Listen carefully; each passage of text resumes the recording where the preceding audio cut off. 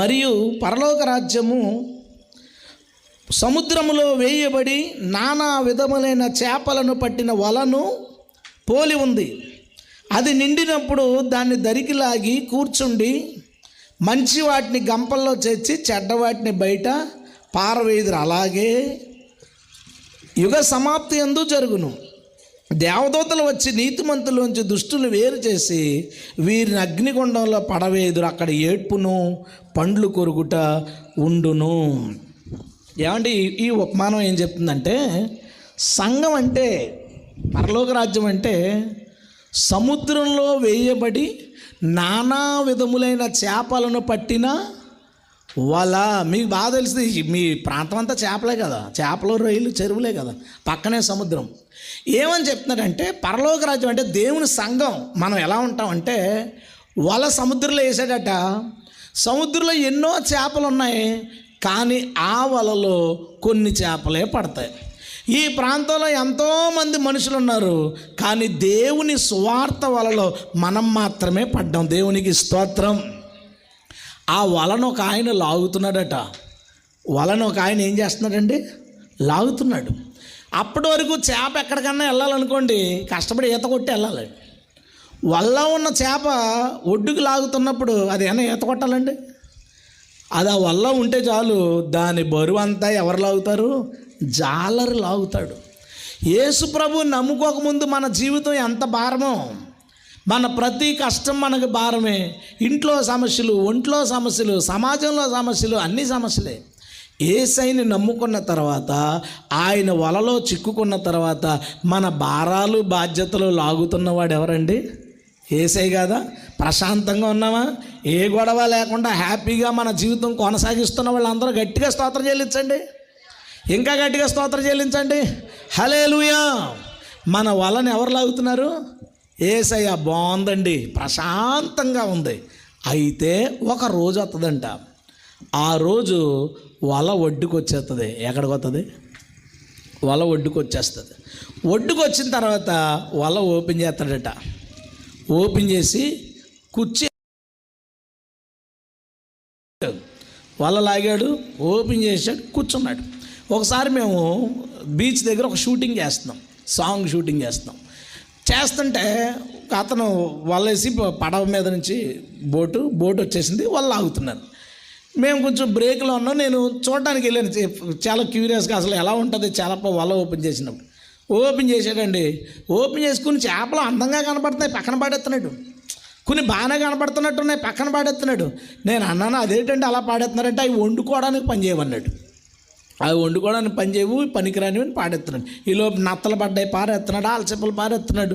పారేసి ఆయనకు ఏది కావాలనుకున్నాడో, ఏమనుకున్నాడో వాటిని మాత్రం బొట్టలా పాడేసుకుని పోయాడు. జాలరు ఏం చేస్తాడు అంటే, వల లాగాను కదా అని అన్ని ఇంటికి పట్టుకుపోడు, చాలా కష్టపడి పట్టుకున్నాను కదా అని చెత్త చెదరం పట్టుకుపోతాడు. అవన్నీ అక్కడే పాడేస్తాడు, అవసరం అన్నీ పట్టుకుపోతాడు. ఇప్పుడు వల లాగుతున్నప్పుడు ఇందులో చాలా చెత్త ఉంది, చాలా పనికిరాని చేపలు ఉంటాయి. మనందరం కూడా పాస్టర్లు ఉన్నాం, అందులో విశ్వాసులు ఉన్నారు. అందరిని లాగుతాడు, అందరి భారాలు వేసే మోస్తాడు. ఎప్పుడో తెలుసా? ఇప్పుడే. రేపో మాపో వస్తాడు అంటే ఒడ్డుకు వచ్చేస్తాం. వచ్చినప్పుడు ఓపెన్ చేస్తాడండి. గొర్రెలు ఎక్కడున్నాయో, మేకలు ఎక్కడున్నాయో డివైడ్ చేస్తాడు. మంచి చేపల్ని, చెడ్డ చేపల్ని డివైడ్ చేస్తాడు. డివైడ్ చేసినప్పుడు మంచి వాటిని బుట్టలో వేసుకుంటుంటే చెడ్డ చేపలు అంటున్నాయంట, ప్రభువా నేను నీకు తెలీదా, దశంభాగం ఇచ్చాను కదా అంటుందో చేప.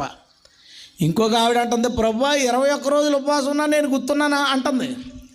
ఇంకొక ఆయన అన్నాడు, చర్చికి స్థలం ఇచ్చాను కదా అంటున్నాడు. ఇంకొకడు అన్నాడు, నేను ప్రవచించాను కదా అంటున్నాడు. ఇంకొకడు, నేను అద్భుతాలు చేశాను అన్నాడు. ఈయనేమన్నాడు తెలుసా, నువ్వు వంటకం పని చేయవు, నువ్వు పక్కకి వెళ్ళరా అని చెప్పి మంటలో పడేస్తున్నాడు. ఎక్కడ? మళ్ళీ సముద్రంలో పాడేస్తే బాగును. ఎక్కడ పాడేశాడో తెలుసా? మంచి వాటిని బుట్టలో వేసి చెడ్డ వాటిని అగ్నిగుండములో పడవేయను. మనం మొదటి ఉపమానంగా చచ్చుకొచ్చుండొచ్చు, రెండవ ఉపమానంగా చచ్చుకొచ్చుండొచ్చు. ఏదో బాధల్లో ఉన్నావు, ఎవరో వచ్చి సువార్త చేశారు నీ దగ్గరికి, అలాగ నువ్వు నమ్ముకుని ఉండొచ్చు. లేదా నువ్వే వెతికి చర్చి దగ్గరికి వచ్చి ఉండొచ్చు. ఎలా వచ్చినా నీ క్లైమాక్స్ దాని కింద ఉపమానం.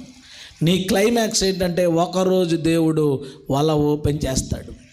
వల ఓపెన్ చేసినప్పుడు అందులో ఉన్న చేపల్లో ఏవి మంచివో ఏవి చెడ్డవో చూసి మంచి వాటిని మాత్రం తీసుకుని చెడ్డ వాటిని ఆయన పక్కన పాడేస్తాడు. అవి విలువైనవైనా, అంటే మన దృష్టికి మనం విలువైనవి అనుకుంటాం. అవి గొప్పగా కనిపించినా, చూడడానికి బాగున్నా, సైజు పెద్దగా ఉన్నా, అవి వండుకోవడానికి పని చేయకపోతే జాలర పాడేసినట్టుగా దేవుడికి ఒక లెక్క ఉంటుంది. ఆ లెక్కలాగా నీవు లేకపోతే నిన్ను ఖచ్చితంగా పక్కకు తీసి పాడేస్తాడు. ఒకసారి కాదు దేవుడి మాట. శిష్యులతో ఏమంటాడంటే, మీరు మిమ్మల్ని మనుషులు పట్టు జాలర్లుగా చేతను. అంటే కాపర్లు ఎవరట? జాలర్లు. మరి చేపలు ఎవరు చెప్పండి? మనమే. చేపలు మనమే. ఈ మనుషులందరం చేపలమే. వల్లో చిక్కిన చేపలు మనం, చిక్కని చేపలు అయ్యి. ఈ మీటింగ్లు ఇవన్నీ ఏంటంటే వల్ల వేసుకుంటున్నాం. అరే బాబు రండ్రా బాబు మీరు బాగుపడతారు, యేసుప్రభు దగ్గర రండ్రా బాగుపడతారు. చేప ఉందండి, నీటిలో చచ్చిపోయింది అనుకో వాసన కొడుతుంది. అదే జాలర దగ్గర దొరికింది అనుకోండి, అది మీలాంటి వాళ్ళ చేతిలో చచ్చింది అనుకోండి, చక్కని పులుసు అవుతుంది, మంచి సువాసన అవుతుంది. అవునా? బయట చచ్చిపోయాం అనుకోండి, ఎందుకు ఉపయోగం లేదు, నీ జీవితం దుఃఖమే. అదే మనం దేవుని చేతిలోకి వచ్చి మన పాత జీవితం చచ్చిపోయింది అనుకోండి, అప్పుడు మనం క్రీస్తు కొరకు సువాసనగా మారిపోతాం. హల్లెలూయా. అందుకు పిలుస్తాం. దేవుడు ఊరికినే మంచి చేపలు చెడ్డ చేపలని పోల్చలేదండి. చాలా రకాల చేపలు ఉన్నాయి. సముద్రంలో, చెరువుల్లో ఎన్ని రకాల చేపలు ఉన్నాయో అన్ని రకాల మనస్తత్వాలు కలిగిన మనుషులు ఉంటారు భూమి మీద. దేవుడు ఊరికినే పోల్చలేదు. ఆ పోలిక సముద్రంలో, కాలవల్లో, చెరువుల్లో ఎన్ని రకాల చేపలు ఉంటాయో అన్ని రకాల స్వభావాలు మనుషుల్లో ఉంటాయి. సంఘాలు చూసినప్పుడు నాకు అనిపిస్తుంది, ఒక్కొక్కరిలో ఒక్కో చేప కనపడుతుంది నాకు. మా ప్రాంతం కూడా సముద్రానికి చాలా దగ్గర, 7 కిలోమీటర్లు మాకు సముద్రం. మీకు ఇంకా దగ్గర అనుకోండి. మాకు ఎక్కువ సముద్రం చేపలు వస్తాయి. మాకు చెరువులు, గోదావరి కాలువ మా ఊరి పక్క నుంచి ఉంటుంది కాబట్టి కాలువ చేపలు వస్తాయి, చెరువు చేపలు వస్తాయి, అన్నీ వస్తాయి, అన్నీ తింటాం మేము. దానివల్ల నాకు వాటి గురించి కొంత తెలుసు. అండ్ చదివినప్పుడు కొంత స్టడీ చేశాను. స్టడీలో నాకు ఏం కనపడిందంటే, మా చిన్నప్పుడు ఈ పుంతలు ఉంటాయి కదా కాలువలో గేలం వేయడానికి వెళ్ళేవాళ్ళు. గేలం వేసినప్పుడు జల్ల కొంకని ఒక చేప ఉంటుంది. దాని సైడ్ ఇంత పెద్ద ముళ్ళు ఉంటుంది. కొంతమంది తెలిసే ఉంటుంది. గొరక, జల్ల కొంక అంటారు మా సైడ్, మీకు సైడ్ వేరే పేరు ఉండొచ్చు. ఇక్కడ చెంపల్లో ఇంత పొడుగు ముళ్ళు ఉంటుంది, ఇటు. అది కనుక పడింది అనుకోని గేలంలోకి లాగి దాన్ని పట్టుకుందామని ట్రై చేస్తే అది ఏం చేస్తుందంటే ఆ ముళ్ళుతో గుచ్చేస్తుంది. టక్మని కొట్టుకున్నప్పుడు టక్మని బ్లడ్ వచ్చేస్తుంది. మనం ఎందుకు పట్టుకుందాం అనుకున్నాం? అసలు చేప జీవిత గమ్యం ఏంటి? అది ఎందుకు సృష్టించబడింది? ఇదిగో సముద్రంలో సకల జీవులు మీకు ఆహారమగును అని చెప్పాడు. అసలు చేప క్రియేషన్ కారణం ఏంటంటే మనకు ఫుడ్ అవ్వడానికి. మనం దాన్ని ఎందుకు పట్టుకున్నామంటే దాని జీవిత గమ్యం దగ్గర తీసుకెళ్ళడానికి. చేప నిన్ను పెద్ద చేప తిన్నా చస్తావు, రోగం వచ్చినా చస్తావు, వయసు అయిపోయినా చస్తావు, కానీ నేను పట్టుకుంటేనే నీ జీవిత గమ్యం దగ్గరికి వెళ్తావు అని పట్టుకుంటుంటే అదేం చేస్తావు తెలుసా? గుచ్చుద్ది. అలాంటి వాళ్ళు సమాజంలో ఉన్నారు. మానవుని జీవిత గమ్యం ఏంటో తెలుసా? తన సృష్టికర్తను తెలుసుకొనుట, తన సృష్టికర్తను చేరుకొనుట. హల్లెలూయా. అందుకని వారి సృష్టికర్త గురించి చెప్దాం అనుకుంటే పాంప్లెట్ ఇస్తే తిడతాడు, మీటింగ్ పెడితే కొడతాడు. యేసుక్రీస్తు గురించి చెప్తుంటే ఎవరి గురించో చెప్తున్నాం అనుకున్నారు. ఎవరి గురించో కాదు, ఆయన నీ సృష్టికర్త, ఆయన నిన్ను తయారు చేసినవాడు. కానీ అదేం చేస్తావు తెలుసా? గుచ్చుద్ది. సువార్తకు వెళ్ళిన వాళ్ళని గాయపరిచేవారు అందరూ ఈ రకపు చేపలు. మేలే చేయడానికి వెళ్ళారు వాళ్ళు, కీడు చేయడానికి కాదు. నీకు మంచి చేయడానికి వెళ్ళారు, మంచి నేర్పడానికి వెళ్ళారు. నీ ఇబ్బందులు తొలగిస్తారు తెలుసా? గాయపరిచారు. ఇదో రకం చేప. మీకు బొమ్మిడై తెలుసు కదా? అది తెలియని వాళ్ళు ఎవరు ఉండరేమో. అది వలలో చిక్కదు త్వరగా. ఎందుకో తెలుసా? బొమ్మిడై గురించి మీరు చదవండి. అది భూమి కింద నుండి తలకాయ మట్టిలో పెడుతుంది, తోక పైకూపుద్ది. తలకాయ ఎక్కడ ఉంటుందో తెలుసా? మట్టిలో ఉంటుంది. ఎలాంటి మీటింగ్ పెడతామా, వాకింగ్ చెప్తుంటాం అంటే వలేస్తుంటాం. అదేం చేద్దాం తెలుసా? ఇంట్లో కూర్చుని టీవీ సౌండ్ ఎక్కువ పెట్టుకుని ఆ సీరియల్లో చూడడానికి ఇష్టపడుతుంది. తలకాయ మట్టిలో పెడుతుంది కానీ వాళ్ళకి ఇంట్రెస్ట్ చూపించుతుంది. దాని తలకాయ మట్టిలో ఉంటుంది.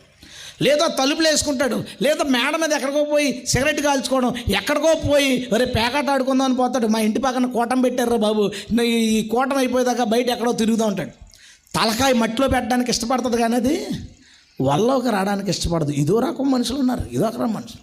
మీకు ఎక్వేరియంలో ఫైటర్ చేప తెలుసా? ఫైటర్ పెద్ద తోకండి, కొంత పిల్లలకు తెలుస్తుంది. అది దాని స్పెషల్ ఏంటో తెలుసా? ఆ చేప అందులో పడేసామంటే ఇంకో ఏ చేప అందులో పడేయకూడదు, చంపేస్తుంది అది. అది ఆ చేప మాత్రమే ఉంటుంది. దానికి ఇంకో స్పెషల్ ఏంటో తెలుసా? మళ్ళీ ఫైటర్లు పడేస్తే ఉంటుంది. అది తను ఉంటుంది, తన జాతి ఉంటుంది. ఇంకొక జాతి అక్కడికి రాకూడదు, ఇంకొకరు ఎవరో అక్కడికి రాకూడదు. ఈ రకం జాతి ఉంటుంది. నన్ను దేవుడు సేవకు పిలిచినప్పుడు అండి, నాకు ఆ ఊరు చూపించాడు. ఆ ఊరికి వెళ్ళాను. ఊరికి వెళ్ళిన తర్వాత ఆ ఊరిలో ఒక చర్చ్ ఉంది, ఆల్రెడీ ఎప్పటి నుంచో ఉంది. అప్పుడప్పుడు వస్తుంటాడు ఆయన. నేను ఆయనతో మాట్లాడి ఫోన్ చేసి, అయ్యగారు నా పేరు పలానా అండి, మీ ప్రాంతానికి నన్ను దేవుడు పంపించాడండి, ఇక్కడ సేవ చేద్దాం అనుకుంటున్నానండి. అతను ఏమన్నాడు తెలుసా? నువ్వు మా ఊరిలో సేవ చేసావంటే మర్యాదగా ఉండదు. ఎవరు చేయాలంటే అక్కడ ఆయనే చేయాలి, ఇంకెవడో చేయకూడదు. ఫైటర్ చేప రకం ఇది, వాళ్ళే ఉండాలి, ఇంకెవడో అక్కడ ఉండకూడదు. మనకి ఫస్ట్ మనల్ని సేవ చేయకుండా ఆపేవాళ్ళు ఎవరో, వాళ్ళ ఉన్మాదులు గట్ట కాదు. ఆపేవాళ్ళు ఎవరో తెలుసా? ఈ ఫైటర్ చేపలు ఆపుతాయి. ఇతను ఆల్రెడీ ఎవరో సేవ చేసే చోట ఆ ఊరికి వెళ్ళి సేవ చేయొచ్చు. ఈ నిలబడిన తర్వాత అక్కడికి వచ్చి ఇంకొకటి ఎవడో సేవ చేయకూడదు. ఇదేం బుద్ధి అండి? ఇదేం బుద్ధి? మీ ఊరిలో 1000 మంది ఉన్నారు, మీ సంఘంలో 100 మంది ఉన్నారు అంటే ఇంకా 900 మంది రక్షించబడవలసిన వాళ్ళు ఉన్నారు కదా. వాళ్ళు 900 మందిని దేవుడు వదిలేస్తాడా? నువ్వు వదిలేసి ఉండొచ్చు. 100 మంది ఉన్నారు కదా, పర్లేదని నువ్వు వదిలేసేవాళ్ళని. మరి దేవుడు వదిలేయలేడు కదా, అందుకే ఎవరినో పంపాడు. నువ్వేం చేస్తావు తెలుసా? ఈయన బయటికి గెంటేయాలి. ఈ ఎక్వేరియంలో నేను ఒక్కడనే తోకూపాలి. ఇక్కడ నేను ఒక్కడనే తోకూపుకుంటా తిరగాలి. ఇక్కడ ఎవడో రాకూడదు ఇక్కడికి. అంతలాగా ఆడు ఆహారం చూపిస్తుంటాడు ఒక్కొక్కరు. అది ఆ రకం చేప. అది దేవుడు చెప్పాడు కదా, చేపల్లో ఎందుకు అన్నాడు? అదో రకం చేప. మళ్ళీ ఉంటే గింటే ఎవరు ఉండాలి తెలుసా? ఆ జాతి చేపలే ఉండాలి. వస్తారండి దగ్గరికి వచ్చి, పాస్టర్ గారు మా అమ్మాయికి సంబంధం చూడండి. అలాగే అమ్మా చూస్తాను. మీ రిక్వైర్మెంట్స్ ఏంటి? ఏ రిక్వైర్మెంట్స్ అవసరం లేదండి, దేవుడి చిత్తం చాలండి, కాకపోతే మా కులంలో చూడండి అంటారు. ఈ చేప ఏ చేపతో ఉంటుంది? నవ్వుతారంటే అది ఆ జాతి చేపతోనే ఉంటుంది, ఇంకో జాతి చేపను రానివ్వదు. అది ఆడి పెళ్ళైనా చావైనా చర్చిలో పక్కన కూర్చోవాలన్నా, ఫెలోషిప్లో కలిసిమెలిసి మాట్లాడుకోవాలన్నా, మీటింగులకి పిలాలన్నా సరే ఆ కులస్తున్నే పిలుచుకుంటాడు. ఈ చేపలు ఉన్నాయి, ఈ తినడానికి పనిచేస్తాయి. ఈ చేపలు చూడడానికి తప్ప తినడానికి పనిచేయవు. ఇవన్నీ చూడడానికి, ఇదిగో ఇంతమంది పాస్టర్లు ఉన్నారు, అంతమంది క్రైస్తవులు ఉన్నారని అనుకోవడానికి తప్ప కుల జబ్బు పోలేదు వీళ్ళకి, అధికార జబ్బు పోలేదు వీళ్ళకి. ఈ చేపలు తినడానికి పనిచేయవు. ఇప్పుడు బాగా తోకలు ఊపితే ఆ రోజు ఏం చేస్తాడంటే ఇలా తీసి మంటలో పడేస్తుంటే అది అంటది, యేసు ప్రభువా 5 చర్చలు పక్కకి వెళ్ళు, 5 చర్చలు లేదు, 6 చర్చలు లేదు, అవతల పో, నువ్వు పక్కన పాడేస్తాడు. ఇక్కడ నువ్వు ప్రెసిడెంట్ అవ్వచ్చేమో, ఇక్కడ నువ్వు సెక్రటరీ అవ్వచ్చేమో. ఆయన దగ్గర ప్రెసిడెంట్లు సెక్రటరీ, నేను ప్రెసిడెంట్ అన్నావు అనుకో, ఆయన ఏమంటాడు తెలుసా? బైబిల్లో ప్రెసిడెంట్ ఎక్కడున్నాడని అడుగుతాడు. ఓ రిఫరెన్స్ తయారు చేసి పెట్టుకోవాలి మనం. సార్ నేను సెక్రటరీ, బైబిల్లో సెక్రటరీ ఎవడున్నారా? బైబిల్లో ప్రవక్తలు ఉన్నారు, బైబిల్లో సువార్థికులు ఉన్నారు, బైబిల్లో అపోస్తలులు ఉన్నారు, బైబిల్లో ఉపదేశకులు ఉన్నారు, బైబిల్లో వీళ్ళందరూ ఉన్నారు. కానీ అధ్యక్షులు ఉన్నారు, బిషప్లు ఉన్నారు. మరి బైబిల్లో వీళ్ళు ఎక్కడున్నారు? లేరు కదా. సో నువ్వు ఎవడో నాకు తెలీదు. ఇప్పుడు ఆయన ఏమంటాడు? నువ్వు ఎవడో నాకు తెలియదు, మరి నేను అపాయింట్ చేయలేదు ఎవరినది. ఇక్కడ ఇవన్నీ గొప్ప, అక్కడ పక్కకు తీసి పాడేస్తాడు. ఆయన ఆ రోజు చూసేది ఏంటంటే ఈ చేప నాకు సువాసనగా బ్రతికిందా లేదా, నేను అనుకున్నట్టు బ్రతికిందా లేదా, అంతే. అందుకని అంటాడు, ఆ దినమున అనేకులు చూసి ఇలా మాట్లాడతారు. ఆయన ఒకటే మాట, అక్రమము చేయవారులారా నా వద్ద నుంచి మాట. ఏంటి అక్రమం వాళ్ళు చేసింది? బ్రతకలేదు, నా మాట తప్పున బ్రతికినవాడు బండ మీద ఇల్లు కట్టుకున్న బుద్ధిమంతుని పోలి ఉన్నాడు అంటాడు. యేసయ్య చెప్పినట్టు బ్రతకకుండా ఈ లోకంలో మనకి ఎన్ని ఆధిక్యతలు చూపించినా, ఎంత తోకలు జాడించినా అవన్నీ ఎక్వేరియంలోనే తప్ప యేసయ్య దగ్గర పని చెయ్యవు. అదొక రకం చేప. ఇంకా చేపలు ఉంటాయి. ఒకసారి మా ఊళ్ళో 2 చెరువులు ఉంటాయి. ఏంటా చెరువు? కోనేరు. 2 చెరువులు ఉంటాయి. ఒక చెరువులో వాటర్ ఎక్కువైపోయిందని గండి కొట్టేశారు. ఆ చెరువులోంచి ఈ చెరువులోకి మధ్యలో పొలాలన్నీ ముంచుకుంటా అందులో వాటర్ దీంట్లోకి వస్తుంది. ఈలోపు మా వీధిలో వాళ్ళు పరిగెడుతున్నారు చేపలు పట్టుకోవడానికి.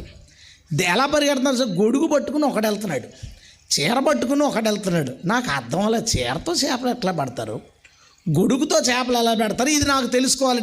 నా బలహీనతో బలమో తెలీదు. ఏదైనా ఒక క్వశ్చన్ వస్తే అది తెలుసుకోవడానికి కొంచెం ట్రై చేస్తాను. అలాగే యేసుప్రభు నాకు దొరికాడు. వీళ్ళు వెళ్ళిపోతుంటే నేను సైకిల్ దొక్కుని పోయాను, అసలు ఏంటో చూద్దామని. అక్కడండి వీళ్ళు గొడుగులు ఓపెన్ చేసుకుని నుంచుంటే చేప బొచ్చులు అంటారు మా సైడు, పొలుసు ఎక్కువ ఉండి ముళ్ళు ఎక్కువ ఉంటాయి, బొచ్చులు ఇలా ఎగురుతుందండి. తక్కువని ఎవడో ఒకడో గొడుగులో పడుతుంది, ఇలా మూసాడు అనుకోండి అందులో ఉండిపోతుంది, ఎండ మూసుకుని ఇంటికి పోతున్నాడు, ఆడికి చాలు ఇక ఆ రోజు సరిపోద్ది వాళ్ళ ఫ్యామిలీకి. అలా ఎగురుతుంది. ఇద్దరేమో చీర పట్టుకుంటున్నారు, ఒకడే గొడుగు పట్టుకున్నాడు. అది గొడుగులో పడిన వెంటనే ముయ్యలేదనుకోండి ఇది ఎగిరి పక్కోటి చీరలో పడుతుంది. ఆ తర్వాత ఎగిరి ఇంకొకటి ఆవిడ లింగి పట్టుకోండి అందులో పడుతుంది. ఆడు ముయ్యలేకపోయాడు అనుకోండి ఎగిరి మళ్ళీ చీరలో పడుతుంది. అది చూసాను అయిపోయిందా. నేను వీటి గురించి పరిశీలన చేస్తుంటే నాకు దేవుడు దాన్ని గుర్తుచేస్తున్నాడు. నిజమే, ఓ నెల రోజులు చర్చికి వెళ్తుందండి, ఓ 2 నెలల్లో ఇక్కడి నుంచి ఎగిరి ఇంకో చర్చిలో పడుద్ది. ఓకే, అక్కడ 1 సంవత్సరం వెళ్తుంది. అక్కడ ఏదో అన్నారు వాళ్ళు, పాస్టర్ గారు అమ్మ నువ్వు అలా ఎందుకుంటున్నావు అంటే, నన్ను అంటాడా ఈ పాస్టర్ అని ఎగిరి ఇంకో చర్చిలో పడుతుంది. అలా 1 సంవత్సరం ఆడు ఆ చర్చిలో తిరుగుతాడు, ఆయన వెనకాల తిరుగుతాడు, అన్న అన్న అన్న అని తిరుగుతాడు. ఆడికి ఏదో ఇబ్బంది అయింది ఎగిరి ఇంకో దాంట్లో పడతాడు. చిట్ట చివరికి నువ్వు పోయేది లోకంలోకే. ఆ చేప ఎగిరి ఎగిరి మళ్ళీ కోనేట్లో పడిపోయినట్టుగా ఇదేం జంపింగ్లు అంటే చర్చిల్లోని చర్చిలకి. నీ సంఘంలో నీకు వాక్యాహారం దొరకలేదా వెళ్ళిపో. నీ సంఘంలో దేవుని ఆత్మాభిషేకం నీకు దొరకలేదా వెళ్ళిపో. నీ సంఘంలో కుర్చీలు లేవా వెళ్ళొద్దు. నీ సంఘంలో నీ మాట చెల్లట్లేదా వెళ్ళొద్దు. నీ సంఘంలో నిన్ను గౌరవించట్లేదా బయటికి వెళ్ళొద్దు, అక్కడే ఉండు. నువ్వు గౌరవం కోసం చర్చికెళ్ళట్లా, నీ మాట నెగ్గడం కోసం చర్చికెళ్ళట్లా, నీకు మైక్ ఇవ్వడం కోసం చర్చికెళ్ళట్లా. ఇలాంటి ఊర్లో ఎలా ఉంటుందో తెలుసా, పాస్టర్ గారు మీటింగ్ పెట్టారంటే గుండె దబ్బమంటుంది. వీళ్ళకి పాటించి వాళ్ళకి పాట ఇవ్వకపోతే వాళ్ళకో గొడవ, వాళ్ళకి పాటించి వీళ్ళకి పాట ఇవ్వకపోతే ఇంకో గొడవ. ఇదేం గొడవ అండి నాకు అర్థమవుదు. ఇందాక వర్షిప్ చేశారు కదా, ఇద్దరు వచ్చి ఆరాధన చేశారు, ఓకే బాణం. ఈ ఆరాధన ఎంతమంది నడిపించారు చెప్పండి? 2 నడిపించారు. ఆరాధన ఎంతమంది చేశారు? అందరూ చేశారు. ఒకరు పాట పాడినప్పుడు మిగతా వాళ్ళు పాడట్లేదా? వాళ్ళకి పాట ఇచ్చారు నాకివ్వలేదంటే నువ్వు కూడా పాడావు కదా. అంటే మైక్లో పాడితేనే పాట. నువ్వు దేవుని కోసం పాడాలనుకుంటే నువ్వు నోరు తెరిచి పాడిన ప్రతి పాట దేవునికే, దేవునికి స్తోత్రం. మైక్ ఇచ్చినోడు ఒకటే పాడతాడేమో నాకు తెలీదు. మైక్ లేని వాళ్ళు అన్ని పాటల్లో ఏకీవిస్తారు. వాళ్ళు అన్ని పాటలు పాడారు, దేవునికి స్తోత్రం. ఇంకా చిన్నపిల్లలాగా మాకు పాట ఇవ్వలేదు, ఇంకా పాడతారు, ఇంకా పాటలు కావాలి, ఇంకా పాటలు కావాలి. ఈలో వాడు ప్రిపేర్ అయిపోతాడు, నా పాట ఇవ్వకపోతే చర్చలు వచ్చిపోతాడు. అరే నువ్వు కనుక ఇలాంటి వాటికి దూకడం మొదలు పెట్టావా నువ్వు లోకానికే పోతావు. నాకు తెలిసిన ఒక ఆయన ఉండేవాడు. నేను చెప్పాను కదా 10th మా 3 స్టూడెంట్స్ ఒకరే టీచర్. ఆయన క్రిస్టియన్. ఆయన మధ్యలో సువార్త చేయడానికి ట్రై చేసేవాడు. నేను అనేవాడిని మీరు పాఠాలు చెప్పండి, యేసుప్రభు గురించి చెప్పొద్దు అనేవాడిని. ఒకరోజు ఆయనకి తెలిసింది పీటర్ యేసుప్రభు నమ్ముకున్నాడో తెలియగానే నన్ను కలిశాడు. ఏంట్రా ఇంత వ్యతిరేకించేవాడు, ఇంత తిట్టేవా, ఎలా నమ్ముకున్నారంటే నా కథ అంతా చెప్పాను. ఇలా నాకు దొరికాడండి యేసుక్రీస్తు అని. ఆయన చాలా హ్యాపీ ఫీల్ అయ్యాడు. కొన్ని రోజులు పోయిన తర్వాత ఆయన అన్నాడు, అరే ఈ ఊరిలో చర్చికి ఏం వెళ్తావరా, కాకినాడలో ఒక పెద్ద చర్చ్ ఉంది, మంచి టేబుల్స్ అవి వేసారా, ఆ చర్చిలో బాగుంటుంది వచ్చి అన్నారు. నేను అన్నాను నాకు అవసరం లేదండి కుర్చీలు, మీరు వెళ్తే వెళ్ళాడు. కొన్ని రోజులకి ఏసీ చర్చ్ ఒకటి వచ్చింది కాకినాడలో. ఈ చేప ఎగిరి ఏసీ చర్చిలో పడింది.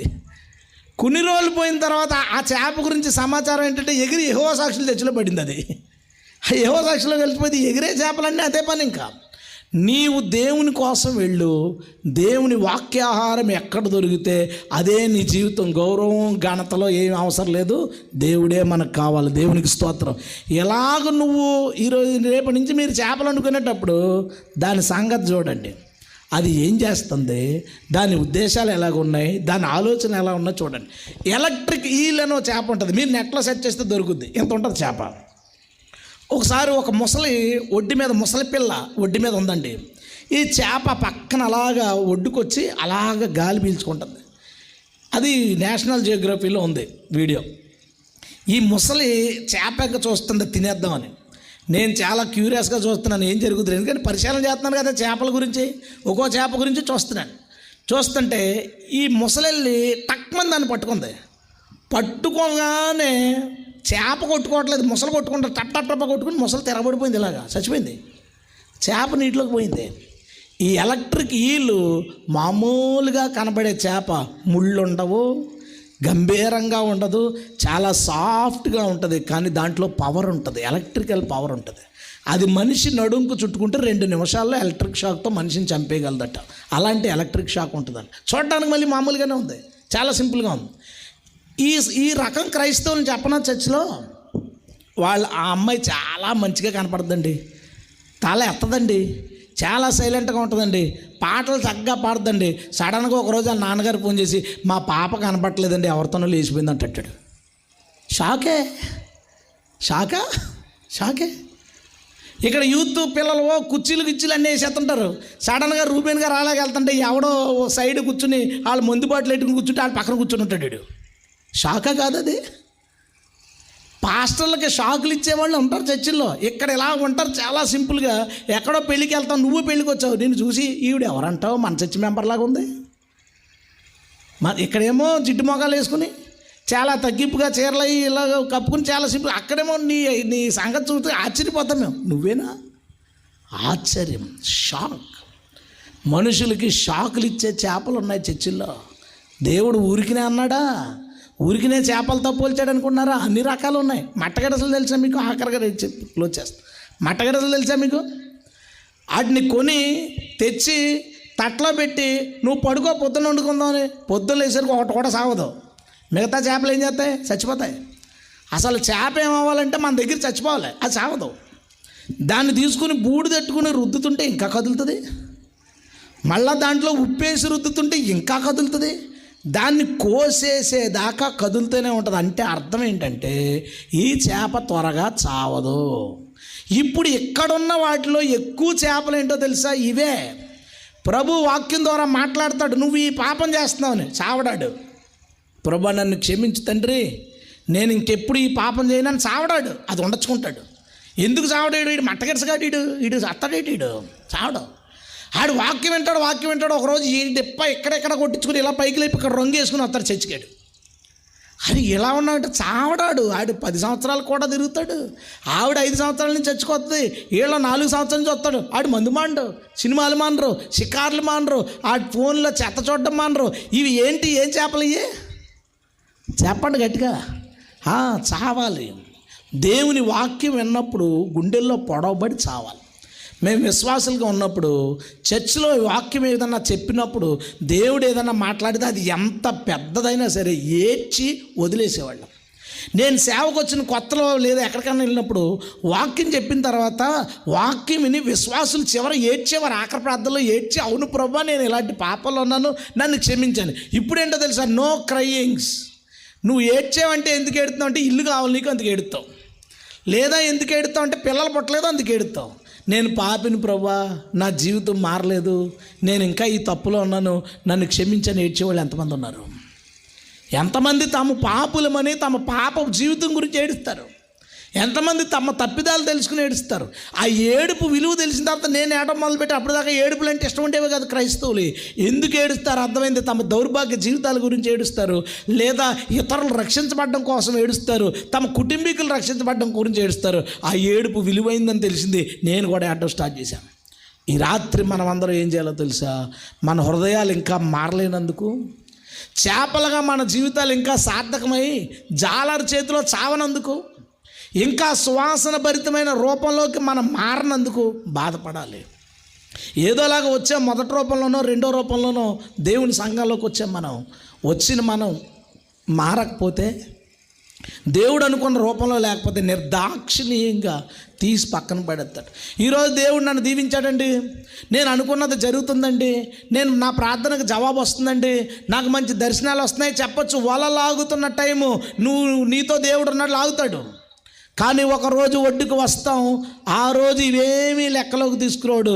ఆ రోజు నువ్వు బండ మీద కట్టుకున్నావా, ఇసుక మీద కట్టుకున్నావా ఇల్లు, అదే లెక్క. వాక్యం మీద కట్టుకున్నావా, నీ జీవితం వాక్యానుసారంగా ఉందా, దేవుడు చెప్పినట్టు బ్రతుకుతున్నావా లేదా, నీ ఫోన్లో ఏం రన్ అవుతుంది, నీ ఇంట్లో టీవీలో ఏం రన్ అవుతుంది, నీ నోట్లోంచి ఎలాంటి మాటలు వస్తున్నాయి, నువ్వు ఎలాంటి వాళ్ళతో స్నేహం చేస్తున్నావు, నీ లైఫ్ ఎట్టి వెళ్తుంది, ఇది మాత్రమే ఆయన చూస్తాడు. అది కనుక ఆయన అనుకున్నట్టు లేదనుకోండి, నిర్దాక్షిణ్యంగా తీసి అగ్నిగుండంలో పాడేస్తాడు. అలాంటి ఒక దౌర్భాగ్య రోజు మనకి రాకుండునుగాక. మన వల లేదా మన ప్రాంతపు వల ఏసై లాగినప్పుడు, దాన్ని ఓపెన్ చేసినప్పుడు, అందులో మన ముఖాలు కనబడినప్పుడు అవి దేవుడు అనుకున్నట్లు ఉండి మనమందరం ఆయన బుట్టలోనికి వెళ్ళుదుముగాక, బుట్టలోంచి ఆయన రాజ్యంలోనికి వెళ్ళిపోదుముగాక. ఇక్కడ మనల్ని తొక్కే వాళ్ళు ఉండొచ్చు, ఇక్కడ మన ఆస్తులు లాక్కునే వాళ్ళు ఉండొచ్చు, ఇక్కడ మన హక్కుల్ని హరించే వాళ్ళు ఉండొచ్చు. ఎందుకంటే ఇది మన రాజ్యం కాదు. మన రాజ్యం ఒక చోట ఉంది. అబ్రహాము, ఇస్సాకు, యాకోబులు ఇలా అంటారు, పునాదులు గల ఆ పట్టణం వైపు చూశారు, వారికి ఈ భూమి సరైనది కాదని పునాదులు గల పట్టణం వైపు చూశారట. మనకందరికీ పునాదులు గల పట్టణం ఒకటి ఉంది. ఆ పట్టణం మన శాశ్వత రాజ్యం. దాని కొరకు ఆలోచించి ఈ లోకంలో నువ్వు వదులుకోవాల్సిన వాటన్నిటిని ఇప్పుడే సంపూర్ణంగా వదులుకుని మనందరము యేసుక్రీస్తు అనుకున్న రూపంలోనికి మారిపోదుముగాక.